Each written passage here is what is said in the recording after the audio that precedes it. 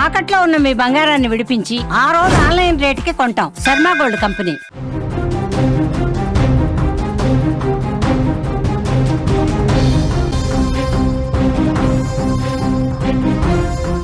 Breaking news చూస్తున్న మరి కాసేపట్లో ఏపీ వ్యాప్తంగా భారీ వర్షాలు పడే అవకాశం ఉన్నట్లుగా తెలుస్తోంది. భారీ వర్షాల నేపథ్యంలో పలు జిల్లాల్లో ఇప్పటికే అలర్ట్స్ కూడా జారీ చేశారు.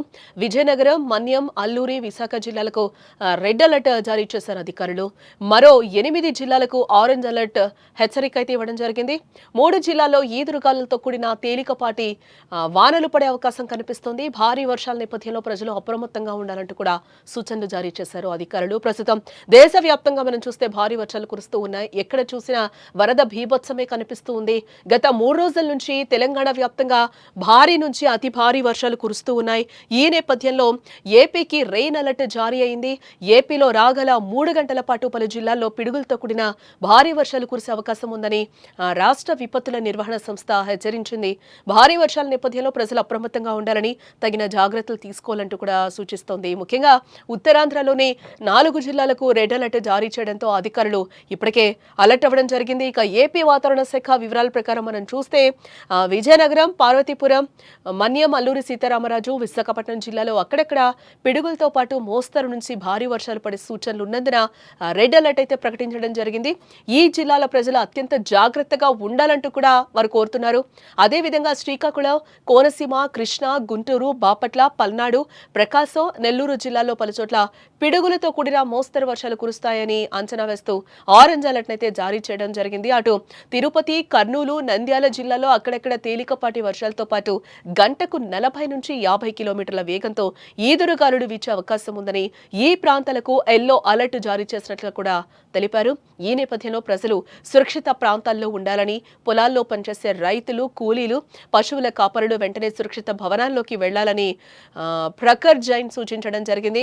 వర్షం సమయంలో చెట్ల కింద, విద్యుత్ స్తంభాల వద్ద నిలబడడం అత్యంత ప్రమాదకరమని కూడా ఆయన హెచ్చరిస్తున్నారు. ఇక ఇదిలా ఉంటే తెలుగు రాష్ట్రాల్లో గత 2 రోజుల నుంచి కూడా విచిత్ర వాతావరణం నెలకొందని చెప్పొచ్చు. పగలంతా ఎండ, సాయంత్రం అయిందంటే చాలు ఒక్కసారిగా వాతావరణం మారిపోతోంది. భారీ నుంచి అతి భారీ వర్షాలు పడుతున్నాయి. ఎడతెరిపి లేకుండా రాత్రంతా కూడా వర్షాలు కురుస్తూనే ఉంటున్నాయి.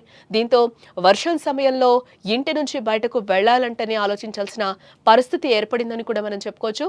మరోవైపు ఆఫీసుల నుంచి ఇళ్లకు వెళ్లే వాళ్ళు కూడా నరకం చూస్తున్నారని కూడా మనం చెప్పొచ్చు.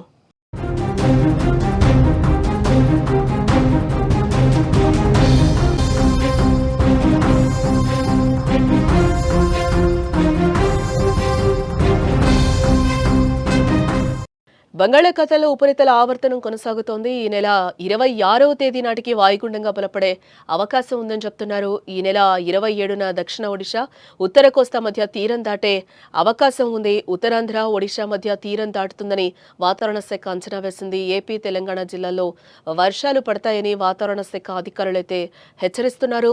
ఏపీలోని శ్రీకాకుళం, పార్వతీపురం, విజయనగరం, అల్లూరు, అలాగే ఏలూరు జిల్లాల్లో భారీ వర్షం పడే సూచనలు ఉన్నాయని చెప్తున్నారు. అటు తెలంగాణలోనూ 9 జిల్లాల్లో మోస్తరు నుంచి భారీ వర్షాలు పడే అవకాశం ఉన్నట్లుగా చెప్తున్నారు.